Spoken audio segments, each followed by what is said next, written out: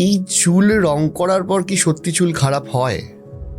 হয়, কারণ দেখুন রং যখন আমরা করছি it's a chemical, it contains ammonia, sulphide, এই ধরনের জিনিস থাকে। তাই বলে কি রং করবেন না? রং করুন অবশ্যই, কিন্তু হেয়ার ট্রান্সপ্ল্যান্টের মাধ্যমে টাক পড়ে যাওয়া মানুষের মাথায় চুল গজানো সম্ভব? ট্রান্সপ্লান্টেশন করে কিন্তু আমরা নতুন রুট তৈরি করতে পারি না। কারণ আগে আপনাকে আমি বলি যে আমাদের টাকটা কেন পড়ে। এই যে মেল বল্ডনেস, এই মেল বল্ডনেসের 7খানা স্টেজ হয়। ফার্স্ট হচ্ছে ইনিশিয়ালি রিসিডিং হবে, স্টেজ 1। এখন এইটা ট্রিটমেন্ট কখন করা উচিত? চুল টাক পড়ে যদি রুট আপনার ডেড হয়ে গেল, সেটা কোনো পৃথিবীতে কোনো তেল বা কোনো মেডিসিন কিছু নেই যে আপনার চুলের গোড়া তৈরি করে দেবে।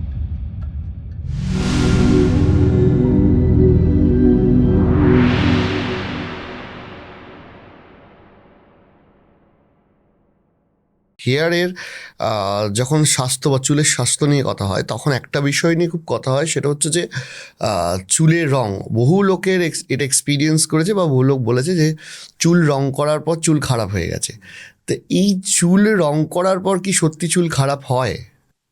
হয়, কারণ দেখুন রং যখন আমরা করছি it's a chemical, it contains ammonia, sulphide, এই ধরনের জিনিস থাকে। এই রং যখন আমি লাগাচ্ছি, আমার চুলের যে লেয়ারটা থাকে তার কিউটিকেলটাকে সে সোয়েল করে রংটা স্টেইন করে তার মধ্যে। তো তার ফলে কি হয়, আমার হেয়ারের যে টেক্সচারটা এটা রাফ হয়ে যায়, কিউটিকেলটা ড্যামেজ হয়ে যাচ্ছে। তারপরে এই রঙের মধ্যে বিভিন্ন কেমিক্যাল ইনগ্রিডিয়েন্টস থাকার জন্য আমার স্ক্যাল্প সেন্সিটিভ হয়ে যায়। অনেক সময় দেখবেন রং লাগানোর পর অনেকের মাথায় অ্যালার্জি হয়, স্ক্যাল্প ইরিটেশন, ইচিং হয়, because these are allergic substances. তার ফলে কি আমার স্ক্যাল্পে একটা ইনফেকশন হবে, চুল পড়া বাড়তে পারে। তাই বলে কি রং করবেন না? রং করুন অবশ্যই, কিন্তু কালারটা যখন বাঁচবেন, দেখুন যতটা অ্যামোনিয়া ফ্রি কালার আপনি ইউজ করতে পারেন তাতে আপনার ইরিটেশনটা কম হবে। লেস ফ্রিকুয়েন্টলি ইউজ করেন, বেশি ফ্রিকুয়েন্টলি ইউজ করবেন না। প্রয়োজন অনুসারে ধরুন 3 মাসে বা 2 মাসে একবার ইউজ করলেন, মাইল্ড ইউজ করলেন।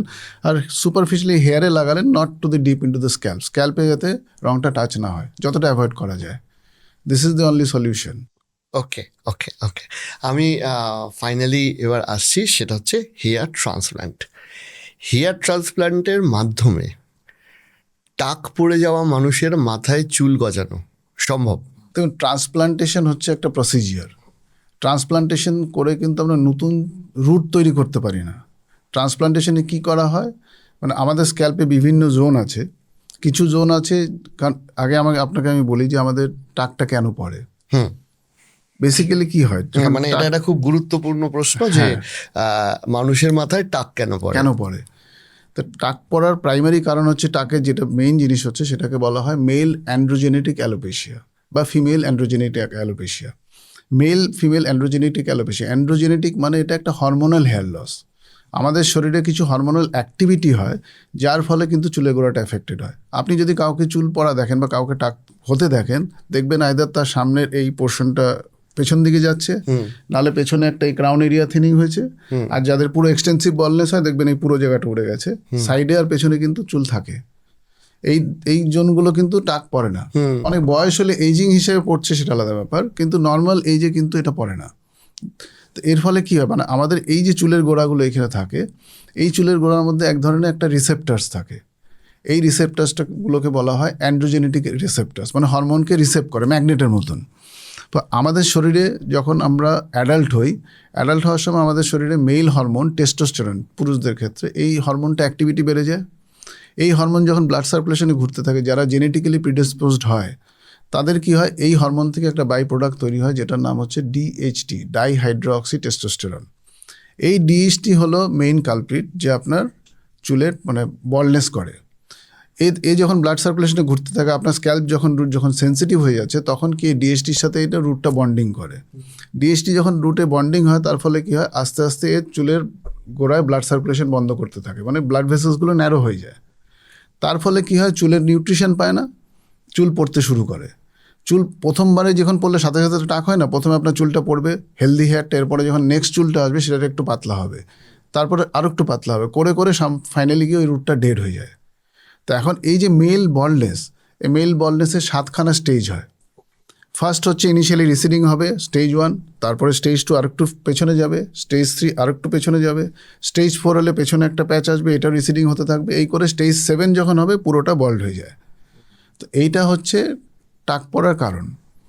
এখন এইটা ট্রিটমেন্ট কখন করা উচিত?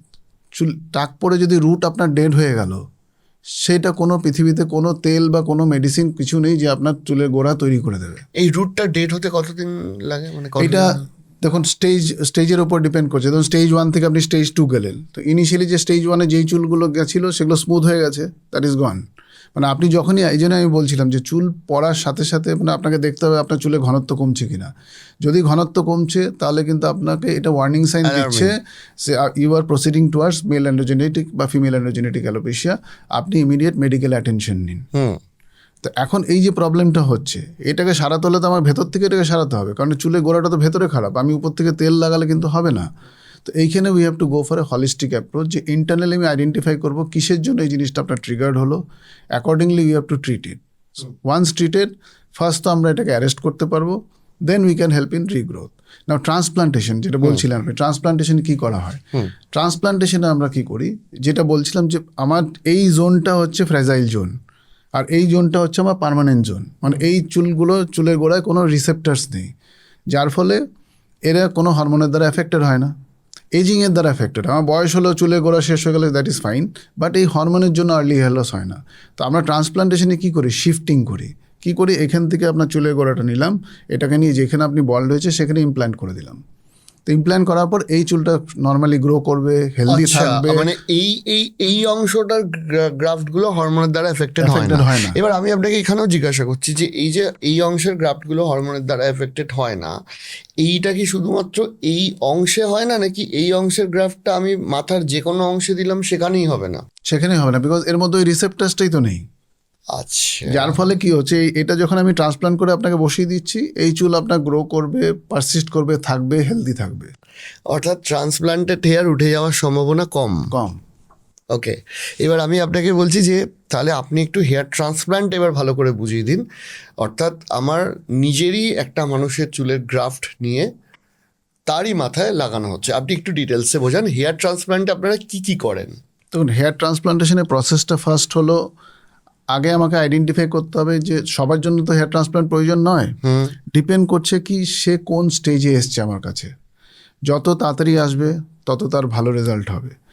ইনিশিয়ালি আমরা কাউকে, ধরুন কেউ স্টেজ 1 বা স্টেজ 2-তে যখন আসে বা স্টেজ 3-তে আসে, স্টেজ 2 অবধি আমরা সাধারণত বলি মেডিকেল ট্রিটমেন্ট নিতে, যাদের ট্রান্সপ্লান্টেশন নিতেই না হয়। ওকে, স্টেজ 2 অবধি। স্টেজ 2 মানে শুধু সামনে রিসিডিং একটু হয়েছে, ধরুন আমার মতনই কেসটা, এটা স্টেজ 2। তো এইখানে সামান্য হচ্ছে, সেটা আমি যদি মেডিসিন নিয়েই ফলো করি তাহলে আমার এটা এখানে অ্যারেস্ট হয়ে গেল। আমি যদি এখানে অ্যারেস্ট করি তাহলে আমার ভবিষ্যতে ট্রান্সপ্লান্টেশন করতে হবে না। কিন্তু আমি এলাম ধরুন স্টেজ 3, স্টেজ 4 স্টেজে বা অ্যাডভান্স স্টেজে, তখন আমরা দেখে সেটাকে প্রপার প্ল্যানিং করতে হয় যে সে কোন স্টেজে এসছে, তার ডোনার এরিয়া সাফিসিয়েন্ট আছে কি না, তার স্ক্যাল্প কন্ডিশন কতটা হেলদি, তার কোনো অ্যাসোসিয়েটেড ইলনেস, ডায়াবেটিস বা আনকন্ট্রোল ডায়াবেটিস আছে কিনা, সেগুলো আমাকে দেখে রুল আউট করে নিতে হয়। করার পর তারপরে say if he or she is a ideal candidate, তখন তার আমরা ট্রান্সপ্লান্টেশন প্ল্যান করি। ট্রান্সপ্লান্টেশনে কী করা হয়, উই আইডেন্টিফাই কি তার এই যে এরিয়াটা কভার করতে কতগুলো চুলের গোড়া লাগবে, যেটা আমরা মেডিকেল টার্মে বলা হয় গ্রাফট, কতগুলো গ্রাফট লাগবে, সেই গ্রাফট আইডেন্টিফাই করে সার্জারি প্ল্যান করা হয়। সার্জারির দিন তারপর তো নেক্সট স্টেপ, যেরকম সার্জারি প্রসেস আছে পরপর চলতে থাকে, সেটা সার্জারির প্রসিডিওরেও আমি আসবো, কিন্তু তার আগে আপনাকে এটা জিজ্ঞাসা করছি, সেটা হচ্ছে এই যে পিছনের যে এরিয়াটা, মানে যেটা ডোনার এরিয়া, সেই ডোনার এরিয়া থেকে মোটামুটি একটা মানুষের কতগুলো গ্রাফট নেওয়া সম্ভব, মানে পিছনের চুলটা মেনটেন করে? এটা ডিপেন্ড করছে আপনার গ্রাফটের কোয়ালিটির উপরে, আপনার হেয়ারের কোয়ালিটির উপরে, প্লাস আপনার কতটা এক্সিস্টিং গ্রাফট রয়েছে। আমরা এরকমও হয়েছে 6 থেকে 7 হাজার গ্রাফটও তুলতে পেরেছি পেছন থেকে। আচ্ছা, একটা মানুষ জীবনে কতবার হেয়ার ট্রান্সপ্লান্ট করতে পারে? ট্রান্সপ্লান্টেশন 2-3 বার করা যায়, কিন্তু প্রয়োজন হয় না। যদি ট্রান্সপ্লান্টেশন স্টেজ 1 বা স্টেজ 3-তে একটু ট্রান্সপ্লান্ট করলো, তারপর তার বাকি চুলগুলো পরে আবার উঠে গেল, সেটাই তো আমরা, দেখুন ট্রান্সপ্লান্টেশনটা হচ্ছে একটা পার্ট। আমরা যেটা ফলো করি that is a hair restoration journey. Hair restoration journey মানে শুধু ট্রান্সপ্লান্টেশন, অনেকেই ভাবে যে আমি ট্রান্সপ্লান্টেশন করলাম মানে আমার চুল হয়ে গেল মানে আমার সব নিস্তার, আর কোনো প্রয়োজন নেই, but that is not the correct thing. আজকে ধরুন কারো বলনেস শুরু হয়েছে, আমি তার স্টেজ 3-তে বা 4-এ তার আমি ট্রান্সপ্লান্টেশন করলাম, তাহলে আমি যেই জায়গাটা ফাঁকা ছিল সেটা তো আমি নিয়ে ভরে দিলাম, কিন্তু তার তো এই যে বলনেসের প্রক্রিয়াটা সেটা তো চলছে, তার তো এই চুলগুলো যেগুলো আমি ট্রান্সপ্লান্ট করিনি সেগুলো তো অলরেডি এফেক্টেড হচ্ছে, বিকজ তার শরীরের মধ্যে সেই প্রসেসটা তো চলছে। তো এইখানে আমরা বলি যে আপনি ট্রান্সপ্লান্টেশন করেছেন, যেই জায়গাটা কভার করেছেন দ্যাট ইজ ফাইন, কিন্তু এক্সিস্টিং হেয়ারগুলোকে আমরা আপনাকে মেনটেনেন্স জার্নি থ্রু দিয়ে নিয়ে যাবো, সেখানে আমরা কিছু রেগুলার মেডিকেশন বা এই প্রসেস দিয়ে চলে, যার জন্য আমরা সেটাকে বলি যে হেয়ার রেস্টোরেশন জার্নি। এটা একটা লম্বা প্রসেস, অলমোস্ট 1.5 থেকে 2 বছর কন্টিনিউয়াস প্রসেস চলে, যে এই চুলগুলোকে আমরা প্যারালেলি হেলদি করতে থাকি যাতে এই হরমোনের দ্বারা এফেক্টেড না, এটাও রিটেন থাকে, প্লাস তার ট্রান্সপ্লান্টেড হেয়ারটাও রয়েছে, যাতে এই কন্ডিশনটা সে মেনটেন করে যেতে পারে। এবার সেক্ষেত্রে আরেকটা প্রশ্ন আসছে, সেটা হচ্ছে অনেকেই ভাবে যে হেয়ার ট্রান্সপ্লান্ট করলাম সারা জীবন চুল থেকে গেল, তো এইটা যেহেতু নয়, বা এটার সাথে সবথেকে গুরুত্বপূর্ণ প্রশ্ন হচ্ছে যে আমি ট্রান্সপ্লান্টেড এরিয়ার সাথে যে কোনো ট্রান্সপ্লান্টেড এরিয়া নয় সেই ইয়ারটা উঠে গেলেও তো তখন মাথার শেপটা আরও দেখতে খারাপ লাগবে। তো সেক্ষেত্রে আপনি এটা বলুন যে ট্রান্সপ্লান্টের পর বা এই যে হেয়ার রিগ্রোথ যে ট্রিটমেন্ট মানে হেয়ার রিস্টোরেশন যে প্রসেসটা রয়েছে, এক সেটা কতদিন চলে, আর দুই তাকে গোটা জীবন ধরে কোন কোন ট্রিটমেন্টগুলো মানে মিনক্সিডিল হোক বা ফিনাস্টেরয়েড হোক এইগুলো এই মেডিকেশনগুলো কিভাবে কন্টিনিউ হয়? দেখুন, ট্রান্সপ্লান্টেশন করার পর আমাদের হেয়ার রেস্টোরেশন জার্নি যেটা আমরা বলি, ইউজুয়ালি আমরা তারা অ্যাক্টিভ ফেজ মানে চুল যখন পড়তে শুরু করে, প্রথম তো আমার যে এই যে প্রবলেমটা হরমোনের প্রবলেমটা, এটাকে তো আমি পুরোপুরি বন্ধ করতে পারবো না, because it's a lifestyle issue. এখানে আমরা কিছু ইনিশিয়ালি মেডিকেশন দিই, মেডিকেশন দিয়ে এটাকে ফার্স্ট কন্ট্রোল করার চেষ্টা করি, নর্মালাইজ করে দেওয়া যাতে আর চুল পড়াটা বন্ধ হয়ে গেছে, অ্যাটলিস্ট চুলটা রিগ্রোথ হচ্ছে। তারপরে এটা হয়ে যাওয়ার পরে it has to B maintain, কারণ দেখুন চুল যে প্রবলেম, এই প্রবলেমটা আমরা জাস্ট মেনটেন করা সম্ভব, মানে একবার গ্রোথ হয়ে যাওয়ার পরে এটাকে একটা প্রসেস দিয়ে মেনটেন করতে হয়। ইনিশিয়ালি 2 বছর আমরা তাকে রেকমেন্ড করি যে আপনি এই পুরো রেস্টোরেশন জার্নিটা কমপ্লিট করুন। রেস্টোরেশন জার্নিতে কি কি থাকে? প্রথম তো ট্রান্সপ্লান্টেশন দিয়ে সে যে এরিয়াটা কভার হলো, তার সাথে কিছু মেডিকেশন থাকে, টপিক্যাল কিছু লোশন থাকে, কিছু মেডিকেটেড শ্যাম্পু থাকে, প্লাস কিছু ইন ক্লিনিক থেরাপিসও থাকে, ট্রিটমেন্ট থাকে, আইদার পিআরপি হতে পারে বা মেসোথেরাপি হতে পারে, বিভিন্ন ধরনের ট্রিটমেন্ট মেনটেন করতে হয়। ওটা করলে কী হয় যে এক্সিস্টিং ড্যামেজ হেয়ারগুলো যেগুলো রয়েছে সেগুলো হেলদি হয়ে যায়, আর প্লাস ট্রান্সপ্লান্টেড হেয়ারসটাও এর সাথে সাপোর্ট পেয়ে যায়, তাতে রেজাল্টটা ওয়েল মেনটেনড হয়। ফলোড বাই দেখুন চুলের যেহেতু সমস্যাটা অন অ্যান্ড অফ হতে থাকে, তাকে অন অ্যান্ড অফ যদি সে ফিল করেন আমার এখন চুল পড়াটা বেড়ে গেছে, তখন they have to start the medication or the treatment process again. Hair transplant করতে মোটামুটি একজনের যদি হেয়ার ট্রান্সপ্লান্ট হয়, এই হেয়ার ট্রান্সপ্লান্ট মানে এই যে সার্জারিটা আছে এটার সময়সীমাটা কতটা থাকে আপনাদের, কতক্ষণ লাগে একজন পেশেন্টকে? হেয়ার ট্রান্সপ্লান্টেশন হচ্ছে ডে কেয়ার প্রসিজার, এটা ডে কেয়ার প্রসিজার, মানে আপনি সকালে এলেন বিকেলের মধ্যে আপনার কমপ্লিট হয়ে যায়। এটা ডিপেন্ড করছে, তাও প্রসিজারের টাইম ডিউরেশনটা ডিপেন্ড করছে আপনার কত গ্রাফট আমি আপনাকে ইমপ্ল্যান্ট করছি। আমরা কম গ্রাফট হলে কম সময় লাগবে, বেশি গ্রাফট হলে একটু বেশি সময় লাগবে। তাও আপনি যদি অন অ্যান অ্যাভারেজ 3.5 থেকে 4,000 গ্রাফট ধরে চলেন, 4 থেকে 8 ঘন্টার মধ্যে প্রসিজার, মানে 4 থেকে 8 ঘন্টার মধ্যে তার সার্জারি কমপ্লিট হয়ে যায়। সে সকালবেলা হেঁটে হেঁটে আপনার ক্লিনিকে আসবে, হেয়ার ট্রান্সপ্লান্ট করবে, রাত্রিবেলা বেরিয়ে যাবে।